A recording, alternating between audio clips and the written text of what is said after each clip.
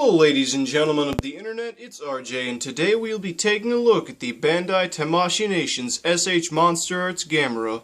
Starting with articulation, we have a ball joint at the jaw. I don't know why it couldn't be a hinge, it's just a ball joint. However, due to the shape of the jaw, you won't be getting very much side-to-side action.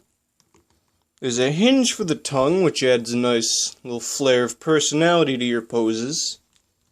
A ball joint at the base of the head, another one in the middle of the neck, and then finally another one at the base of the neck, and that's not really going to do a whole lot. Now, for whatever reason, the shoulders have 3 ball joints. Why, I can only speculate. However, you do get a very nice range of movement from them. Double jointed elbows. A swivel at the wrist. And then finally you get waving action. No joints in the torso, which is a little bit weird, even though it's for a feature, so oh well. More ball joints. We got another fucking 3 ball joints. It's a Christmas miracle. I didn't even know that.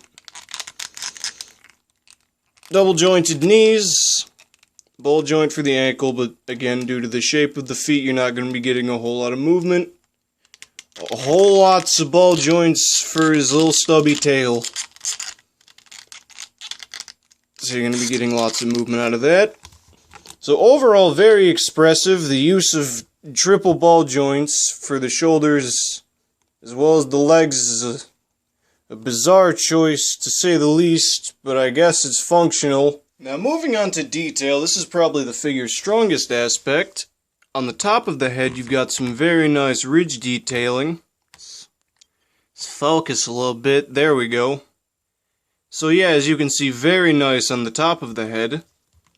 The eyes look excellent, and as you can see, they're both facing the same direction, which is pretty great. Some nice face detailing. He looks a little tired. Teeth. I know my lighting's not the best, but the tongue is very nice looking. The mouth is pink. Scales all throughout him, because he may or may not be a turtle. Shell is also very finely detailed, nice and bumpy. I really like the ridges they got going on, but that's more something I should be complimenting the suit on and not the figure. But hey, they recreated it almost perfectly, so there you go. As I mentioned earlier, his tail is very small and stubby. You might be self-conscious about it, I'm pretty sure. Giant webbed feet. They're beautiful. They're kind of weird for articulation, but they look very neat. They look like actual turtle feet. Now the hands are one of my favorite parts of this figure. Mostly because they're Creature from the Black Lagoon hands. And he's got elbow spikes.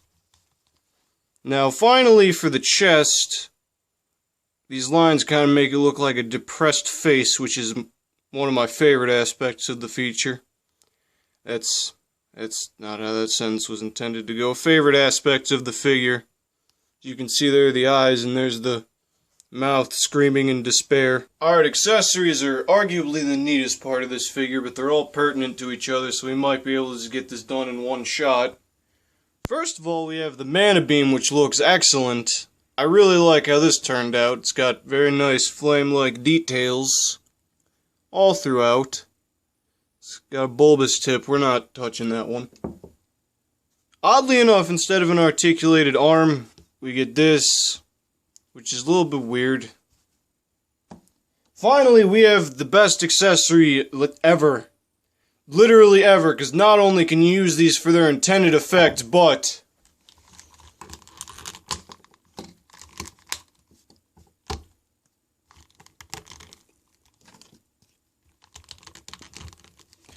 you can turn Gamera into a fucking pelican, and if that is not the flyest shit ever, then get out of my channel immediately. Now, aside from this, oh, I've just committed a murder. I need to go. But anyhow, as you can see, there's this very nice sphere inside of Gamera, which is why he doesn't have any joints. But anyway, just plug this in, and he can fly. That's beautiful. I cry several times. Alright, so they also include this flight stage, so what you do is you plug it into the base, nice and smooth. Now, one thing I do have to complain about, it might be a little bit short. Let's get the leg out of there, destroy all the evidence. And they only give you one base, so if you want to add a little bit more variety to your poses, A, please stop it. Your father and I are very concerned. And B, you really can't unless you have a few extra stage arms and bases laying around. Because you really can't use the rod that they include. Because the beam will float above Gamera's head, which is pretty great. Moving on to scaling, as you can see, Gamera is the shortest of these three figures. However, due to the fact that he is shaped like an angry soccer ball, this more than compensates for his less than impressive stature. Moving on to packaging, as you can see, Gamera comes in a box the size of a small house. On the front you have a picture of the prototype, as well as the character's name in a nice glossy font. It's glossy, I swear. On this side, you have another promotional picture, but with about 80% less face. On the back, you have several promotional pictures and some nice moon ruins, some hieroglyphs. On the bottom, there are no pictures of interest, but there is a bluefin label. And on the top, you really don't have much of anything.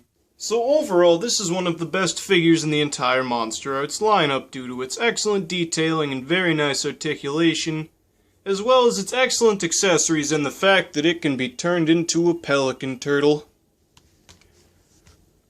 And now he can't get up. I might have made a bit of a mistake. Please send help.